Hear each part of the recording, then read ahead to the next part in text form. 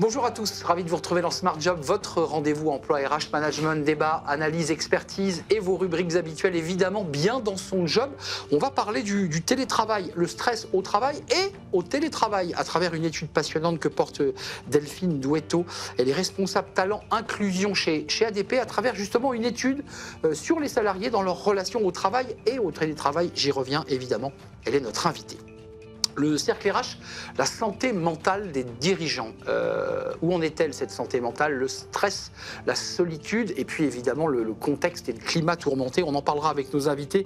Caroline Poissonnier, directrice générale du groupe Baudelet, Martial Brun, directeur général de Présence et puis Aurélien Bayon, professeur chez EM Lyon School. Il y a d'ailleurs une chaire spéciale justement sur la santé mentale des dirigeants. Et puis je serai accompagné pour chacune de cette émission avec Caroline de Senneville. Elle est journaliste chez Décideur RH. Voilà le programme, tout de suite c'est bien dans son job.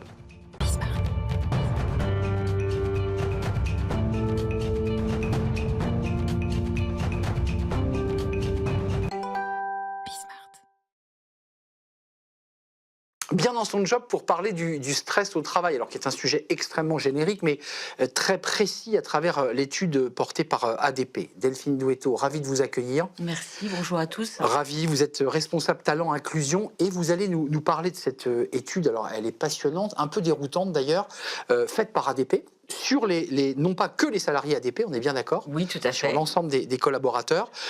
Une étude sur quoi en fait? Sur le rapport des salariés au télétravail, au travail en général? Alors non, l'objectif de cette étude, qui est faite depuis plus de 10 ans aujourd'hui par notre institut de recherche aux États-Unis, c'est d'interroger des salariés dans le monde entier pour recueillir leurs ressentis par rapport au monde du travail. Super photo. Donc c'est exactement, aujourd'hui c'est 34 000 salariés qui ont répondu et plus de 1000 salariés en France qui ont partagé leurs ressentis et leurs sentiments. Rentrons dans le dur. Dans cette étude, sur les 34 000 personnes interrogées, on va rester en France, oui. 31% des actifs français estiment, et je cite la phrase, être constamment surveillés par leur manager lorsqu'ils travaillent à distance. Oui. C'est incroyable. Effectivement, alors ça peut s'expliquer parce qu'il y a vraiment une longue tradition du présentéisme en France. Et c'est vrai que la crise est arrivée, on s'y attendait pas, elle a bouleversé pas mal de choses et chacun finalement a fait un petit peu comme il pouvait. Et donc oui, les entreprises ont dû aussi réagir, ont dû mettre des outils en place. Et peut-être que la mise en place de ces outils peut donner un peu ce sentiment d'être surveillé. Ouais. Quand on le compare à certains chiffres des pays du Nord, des pays nordiques comme le Danemark, comme la Suède, on voit qu'il y a beaucoup plus d'autonomie des collaborateurs. Il y a un autre chiffre qui est alarmant et qui doit nous alarmer, on en parle beaucoup, c'est que 64% des travailleurs français, ressentent du stress au travail au moins une fois par semaine. Et 11% se disent stressés tous les jours. C'est quand même très alarmant. Oui. Ce sont des chiffres alarmants, alors qui peuvent là encore s'expliquer par notre tradition du présentéisme, par le fait que les managers ont pris la crise de plein fouet, n'ont pas du tout été préparés, se sont retrouvés avec des collaborateurs à gérer à distance. Bah, c'est pas la même façon, en fait. On ne gère pas de la même manière des collaborateurs à distance et des collaborateurs en présentiel. Quand même, le niveau de stress au quotidien, c'est intéressant. Comme ce baromètre, cette étude, vous la suivez régulièrement. On est quand même passé de 15 à 7,5% au niveau du stress quotidien. Oui. Donc ça, c'est pas inintéressant quand même. Mais on voit quand même que la France, et ça, c'est aussi une spécificité dans l'étude, c'est le pays le plus touché en matière de stress. Qu'est-ce qui se passe ? Alors, ma perception, ma vision des choses, enfin, on est en train de prendre conscience que le management, c'est un métier. C'est un vrai métier avec des vraies compétences. Et finalement, je crois qu'aujourd'hui, l'enjeu pour nos managers, c'est véritablement de les accompagner sur comment je crée de la confiance, comment développer la confiance plutôt que la surveillance. Parce que créer de la confiance, on va agir sur le stress, et c'est bien une des difficultés dont on parle aujourd'hui. Ça va nous permettre d'attirer, de fidéliser les talents. C'est encore, malheureusement, la guerre aussi est un enjeu pour toutes les entreprises. Mettre de la confiance, c'est aussi fidéliser nos collaborateurs et leur permettre d'être plus engagés.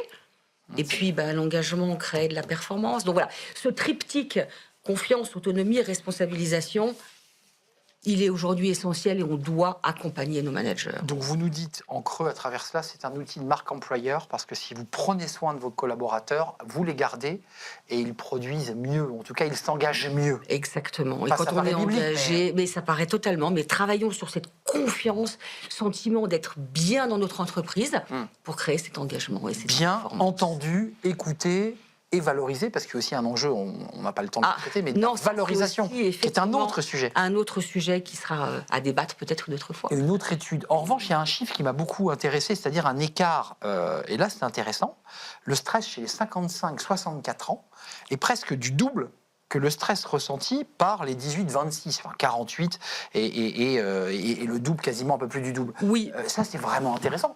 C'est quoi ça, Alors, on l'analyse des deux côtés.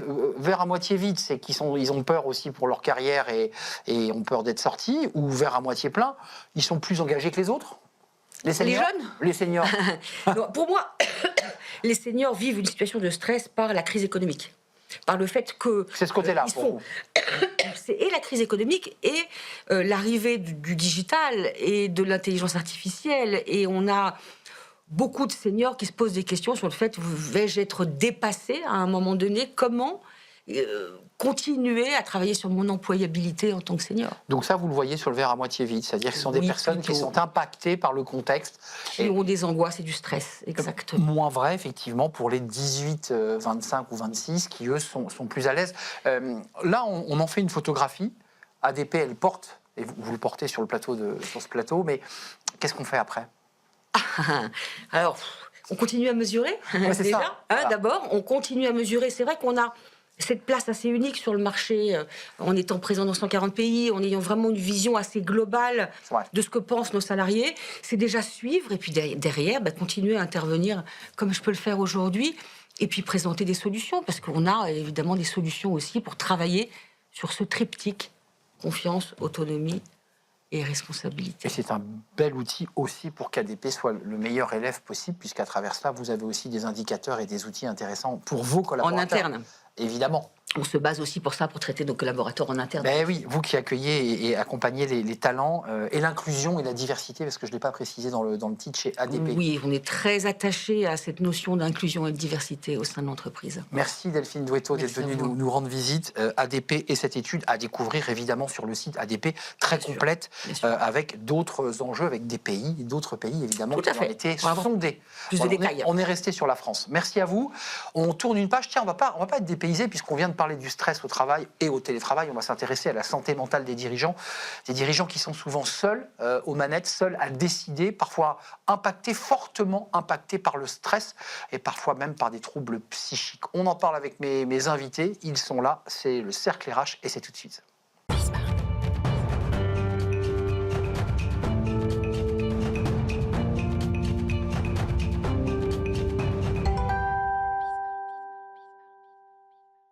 Le cercle RH pour parler d'un sujet dont on parle beaucoup dans les entreprises évidemment, mais aussi plus largement dans les médias, la santé mentale, alors des salariés évidemment, des managers et des dirigeants, c'est le sujet du jour, parce que les dirigeants c'est une catégorie à part de femmes et d'hommes qui sont souvent un peu seuls, un peu isolés et qui se sentent parfois totalement démunis et qui sont impactés aussi par l'environnement économique, géopolitique, social, et tout ça a une incidence évidemment sur le comportement, sur la santé mentale du dirigeant et donc une incidence sur la manière de gérer sa boîte. On en parle avec mes invités. Ils sont là.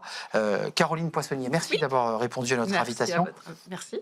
Directrice générale du groupe Baudelet, donc c'est une très belle entreprise de 900 collaborateurs. Ouais, une belle ETI voilà, dans le nord de la France. Dans le nord, près d'Hasbrook. Près d'Azbrook, précis. bravo, pour ceux qui connaissent. Avec du déchet, avec du bien-être, Ouais, avec de des alimentages. l'énergie, du commerce, 4 branches d'activité très différentes. Et vous portez, on en parlera avec vous, Leader Kiff, Exactement. pour justement les aider, ces dirigeants, Les leaders et dirigeants. à remonter la pente, parce que c'est un vrai sujet aujourd'hui. Plutôt même à se préserver avant de la prendre, de glisser sur cette pente. C'est tout à fait exact. De prévenir plutôt que guérir, Exactement, c'est tout l'enjeu de Leaderkiff. qui est un gros sujet. Merci en tout cas d'être là. Martial Brun, ravi de vous accueillir.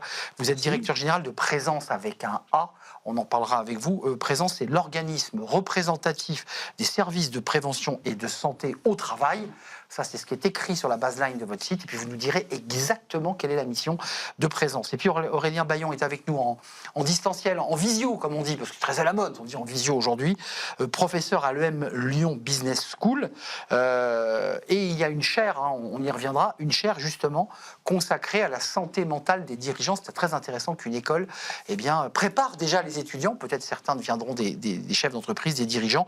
Et puis avec moi, Caroline Senneville. Bonjour Caroline, Bonjour journaliste chez Décideur RH. Quelques mots Caroline, parce que ça permet de situer aussi, il y a beaucoup d'études qui sont sorties. Je pense à la Fondation AXA. Et la Fondation MMA récemment a sorti une étude très intéressante sur la santé mentale des dirigeants et en allant plus loin, même leurs addictions. Oui, en partenariat avec BPI France, et ça montre que pour la première fois depuis la crise sanitaire, il y a une vraie dégradation visiblement de la santé physique et psychologique des dirigeants. On parlait d'un tabou, il faut donc lever ce tabou pour les aider. Parmi les chiffres, 82% des dirigeants ont déclaré souffrir d'au moins un trouble physique ou psychologique, ce qui est un chiffre en hausse de plus 11 points en un an et même de plus 23 points depuis 2021. Je me tourne vers vous et je me tournerai vers vous parce qu'on parle de prévention et tous les deux vous portez ce sujet. Est-ce que c'est pas un peu le même sujet que pour plein d'autres sujets lorsqu'on parle des violences faites aux femmes? Est-ce que c'est parce qu'on en parle beaucoup que les chiffres progressent et que la parole se libère? Ou est-ce qu'ils sont dans une situation économique, un contexte particulier qui fait qu'on a les chiffres qu'on vient d'entendre? Qu'est-ce que vous en pensez? Moi, je pense c'est un petit peu les deux. Enfin, concrètement, aujourd'hui, le tabou commence à se lever. On le voit de plus en plus. Il y a des émissions, il y a des gens qui prennent la parole. Assez peu de dirigeants encore. Mais en tout cas, on commence à répondre plus sincèrement aussi aux sondages. Et puis ensuite, concrètement, on vit depuis 2-3 ans une crise économique et politique aussi, on va le dire, sans précédent, qui crée aussi beaucoup d'incertitudes, beaucoup de... Oui. Voilà. Et donc, on ne sait pas, en tout cas sur les dirigeants, l'avenir est plus que sombre. Donc, forcément, Juste ça n'aide pas. d'un petit mot, parce que vous êtes dirigeante, directrice générale d'une très belle entreprise, vous pilotez une entreprise, mais vous êtes aussi engagée sur ce sujet. Tout à fait. On ne fait pas les choses de manière anodine. Pourquoi vous êtes engagée sur ce sujet? Qu'est-ce qui s'est passé? Je me suis engagée sur ce sujet parce que j'ai vécu au sein de mon entreprise une crise personnelle, peut-être de sens, de perte de joie et d'envie. Et je me suis retrouvée à ne plus être une bonne leader pour mon entreprise. Et j'ai fait un vrai parallèle entre ma santé mentale et la performance que j'amenais moi-même à mon entreprise et ma capacité à embarquer mes équipes, à donner du sens, une vision, à être empathique, à emmener mes collaborateurs.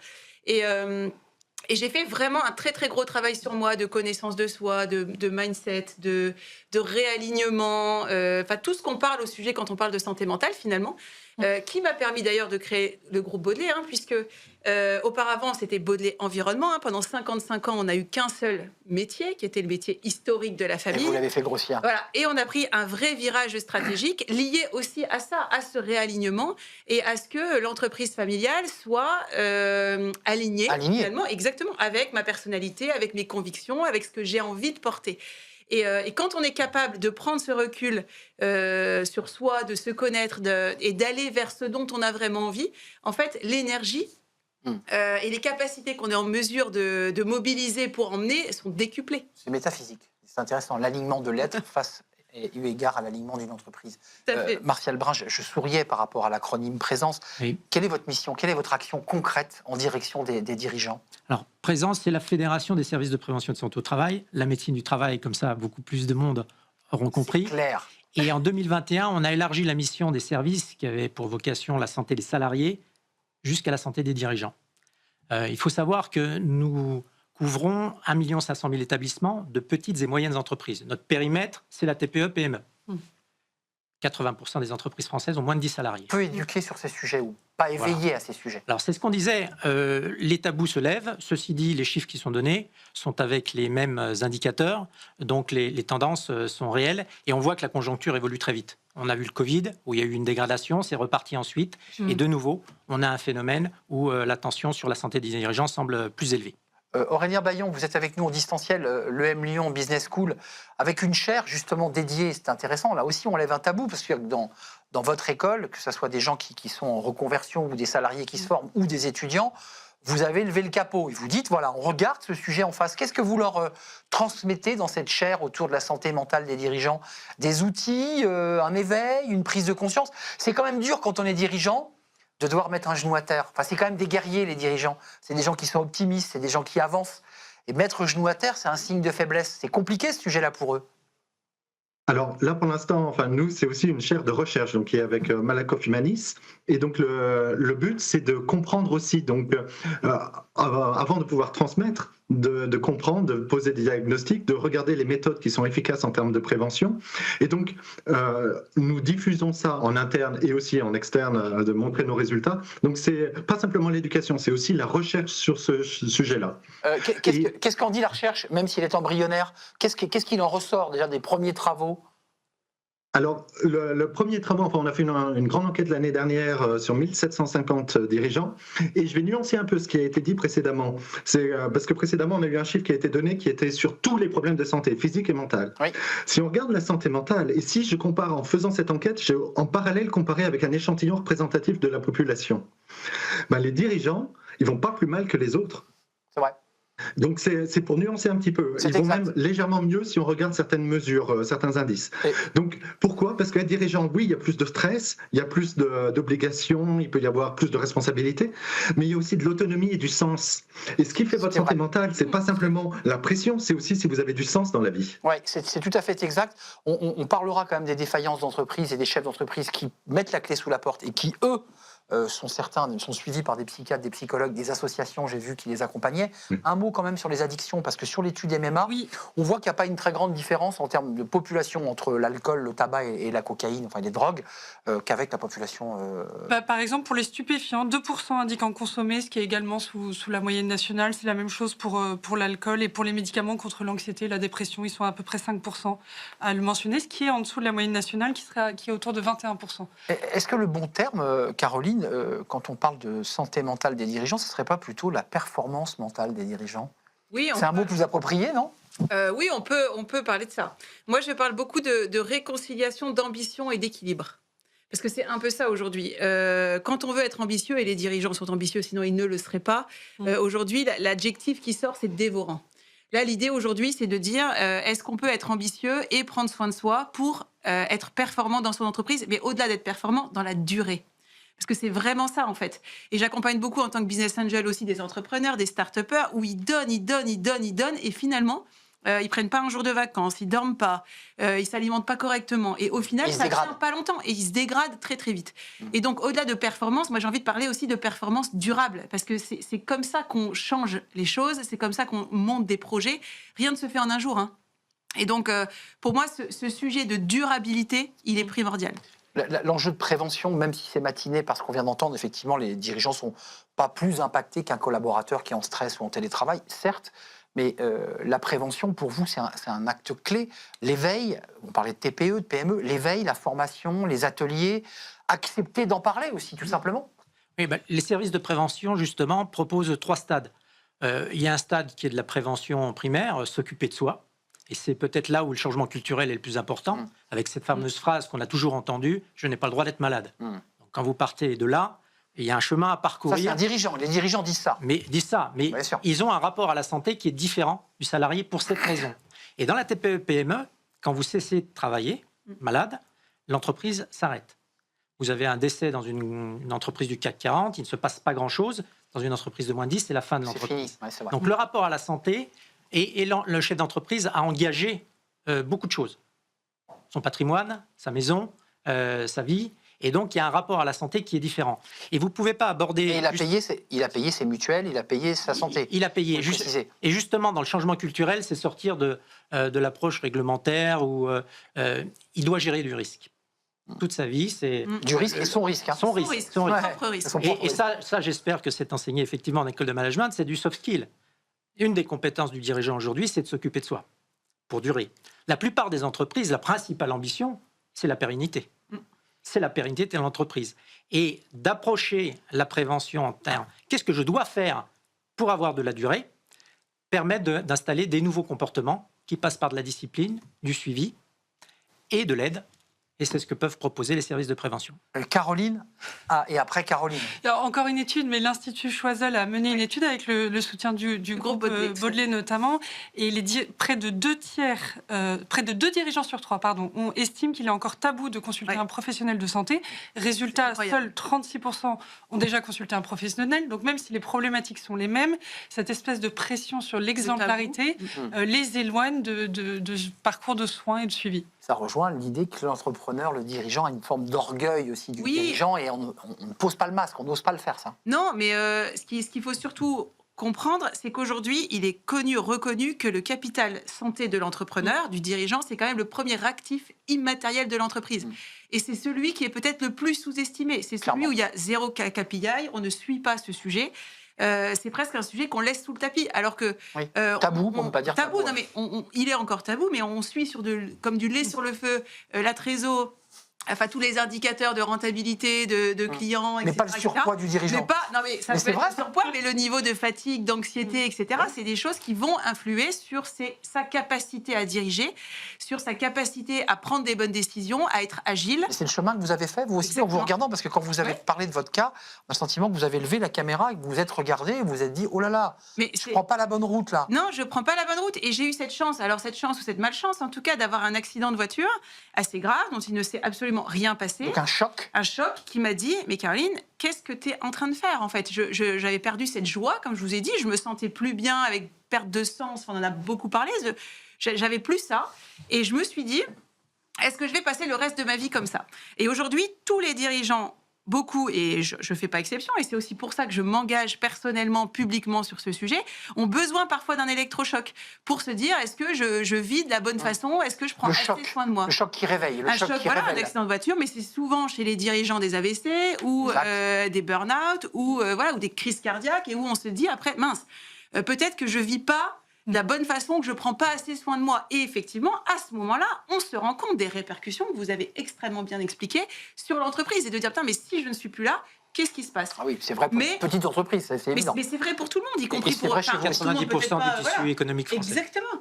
Et donc aujourd'hui, moi, mon engagement, il est là-dessus. N'attendons pas d'aller mal pour prendre soin de nous, n'attendons pas d'aller mal pour aller mieux. Mais votre mission, on l'entend, c'est de venir sur des plateaux de télé, parler aussi de votre histoire, de votre engagement. Comment on craque le modèle ? Comment on craque l'histoire ? Parce qu'une fois qu'on a fait la photo, une fois qu'on a considéré qu'il y avait ce besoin, on fait quoi ? Il y a de l'éveil, on les prend par la main, on met des allumettes, on leur ouvre les yeux, on leur montre des films, c'est quoi ? C'est orange. Comment on fait ? Alors, en prenant mon cas précis, c'est pour ça que j'ai créé le mouvement Leader Kiff, destination vraiment leader et dirigeant. Le rôle, c'est sensibiliser, fédérer, accompagner. Donc, donner des ressources, plein de ressources différentes. Fédérer, c'est se retrouver entre nous, entre pairs, proposer des cercles de co-développement, proposer des soirées, des matinées pour que les dirigeants se retrouvent avec des problématiques communes. Et qu'ils osent en parler, je me permets. Et qu'ils osent en parler parce qu'on est dans un cercle en sécurité. Pourquoi j'ai créé Leader Kiff ? Parce que quand j'ai voulu aller vers le bien-être, j'étais vraiment dans un truc bien-être. On est sur les retraites, yoga, sans alcool. Petits oiseaux, c'est ça. C'est exactement ça. C'était trop loin du business pour moi. Et en même temps, quand j'ai commencé à parler du business, enfin du bien-être dans les cercles économiques auxquels j'appartiens, là, j'avais un petit peu fumé la moquette. Vous voyez ce que je veux dire ?